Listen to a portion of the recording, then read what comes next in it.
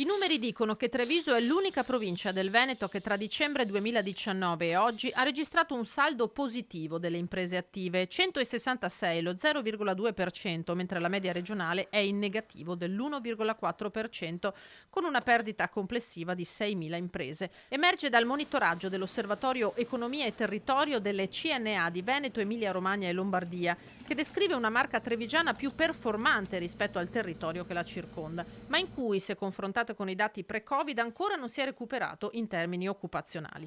Fronte questo che potrebbe peggiorare per la crescente mancanza di lavoratori e la forte difficoltà ad assumere, come ha denunciato lo studio della CISL Treviso Belluno, una preoccupazione condivisa da Casartigiani secondo cui il governo deve intervenire subito. Non possiamo certo aspettare che facciamo figli per risolvere il problema, queste sono politiche a lungo termine, noi dobbiamo pensare a politiche nel breve termine. Nel breve termine cosa possiamo pensare? Possiamo pensare che dovremmo fare delle politiche per dei flussi migratori, magari dai paesi dell'est, dai paesi africani, da altri paesi, ma flussi controllati, per cui la politica deve creare dei flussi che siano estremamente in linea con quello che è l'esigenza attuale, ma quella che sarà anche l'esigenza futura. Nel frattempo occorre creare una rete efficace per lo scambio di domande e offerte, che finora, secondo il presidente Storer, non ha funzionato. Oltre al centro dell'impiego, che avrà le sue problematiche, avrà anche una carenza di personale, forse si è affidato anche alla tecnologia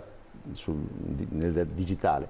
Noi crediamo ancora molto ai nostri sportelli, ai sportelli che ha il sindacato, a fare una rete in cui i lavoratori e le aziende possano intrecciare la loro domanda e offerta. La mancanza di personale rischia di essere la nuova emergenza per piccole e grandi realtà economiche. Il sistema, che ha retto a forti crisi, deve trovare nell'immediato soluzioni efficaci per superare anche questo scoglio.